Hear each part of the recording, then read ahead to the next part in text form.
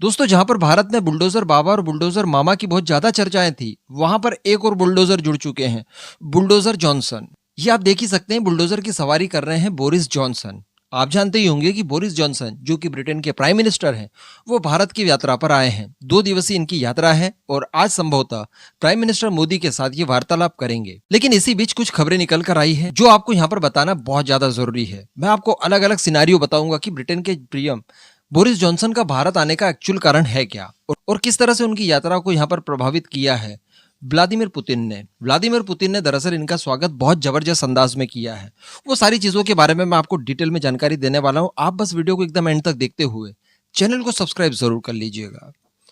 दोस्तों, आप जानते हैं कि बोरिस जॉनसन और जो बाइडेन, ये वो दो नाम है जो कि बढ़ चढ़कर रशिया का या फिर व्लादिमीर पुतिन का कह दीजिए विश्व स्तर पर बहुत ज्यादा विरोध कर रहे हैं। रूस के साथ यूक्रेन का इस समय जो कुछ भी विवाद चल रहा है, उसको बढ़ाने के पीछे यही दो नाम सामने आए हैं। भारत के भी फैसलों को यहाँ पर प्रभावित करने की कोशिश यूके और अमेरिका द्वारा लगातार की जा रही है। हालांकि भारत का इसके ऊपर कोई फर्क नहीं पड़ा और इंटरनेशनली भारत ने वही डिसीजन लिए जो कि भारत की फॉरेन पॉलिसी को सूट करते थे।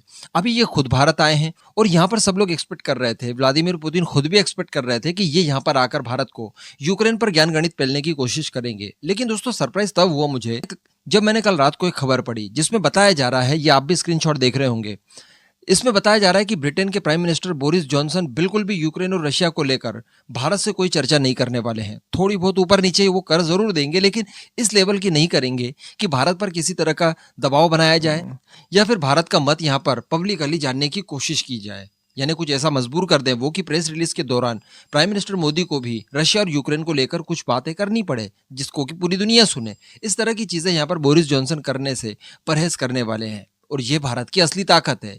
इस तरह की चीजें पहले नहीं हुआ करती थी। यही दौरा अगर उनका और यही सारा सिनारियो 10-20 साल पहले हुआ होता तो यकीनन ये इस तरह से भारत के ऊपर दबाव बनाने की कोशिश करते मानो भारत आज भी इन फिरंगियों का गुलाम है। लेकिन आज ऐसी परिस्थितियां नहीं है और ये सबसे अच्छी बात है। इसी के साथ साथ यहाँ पर बताया जा रहा है कि बोरिस जॉनसन किसी बड़े निवेश की घोषणा कर सकते हैं। मैं आपको बता दूं कि यहाँ पर Boris Johnson science and technology के क्षेत्र में बड़ा निवेश करने की कोशिश करेंगे। इसी के साथ साथ फ्री ट्रेड एग्रीमेंट, आप जानते हैं कि इस समय ब्रिटेन यूरोपियन यूनियन से अलग हो चुका है। ऐसी परिस्थिति में उसे व्यापार करने के लिए एक भरोसेमंद साथी चाहिए, जिसके लिए भारत के साथ उसकी चर्चा काफी लंबी चौड़ी चल रही है, काफी समय से हम लोग देख भी रहे हैं।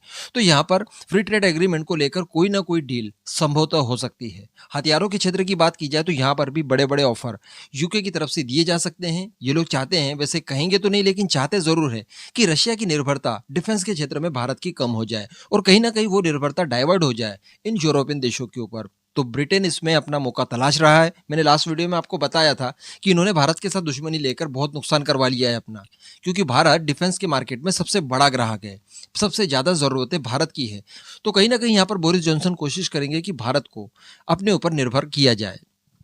वैसे इसमें वो कितने कामयाब होते हैं ये तो खैर देखने वाली बात रहेगी। लेकिन यहाँ पर रशिया की तरफ से मूव चला क्या है जिसके बाद इन सारे यूरोपियन देशों और अमेरिका की अकल ठिकाने आ गई है। दरअसल रशिया की तरफ से इंटरकॉन्टिनेंटल बैलिस्टिक मिसाइल, जिसका नाम उन्होंने सरमत दिया है, उसका टेस्ट किया गया है। जी हाँ, ये मिसाइल बड़ी खतरनाक है और बताया जाता है कि पृथ्वी के किसी भी कोने पर बड़ी आसानी से रशिया न्यूक्लियर स्ट्राइक कर सकता है। इस मिसाइल की कैपेबिलिटी कुछ इस तरह की है कि ये एक ही शॉट में, एक ही मिसाइल आप दाग दीजिए तो इसके वार से पूरा का पूरा ब्रिटेन और पूरा का पूरा फ्रांस तबाह हो सकता है। यानी केवल 2 मिसाइलें लगेंगी और दुनिया की 2 महाशक्तियां ब्रिटेन और फ्रांस पूरी तरह से समाप्त हो जाएंगी। बताया जाता है कि इस मिसाइल की रेंज 18,000 किलोमीटर है। यानी हम लोग जो अग्नि 6 की बात करते हैं कि अग्नि 6 की रेंज 12,000 किलोमीटर होने वाली है, उससे भी 6,000 किलोमीटर ज्यादा इसकी रेंज है। इसी के साथ साथ MIRV टेक्निक का भी इस्तेमाल इसमें किया गया है और बताया जाता है कि एक साथ ये 10 से लेकर 15 वॉरहेड ले जाने की क्षमता रखती है।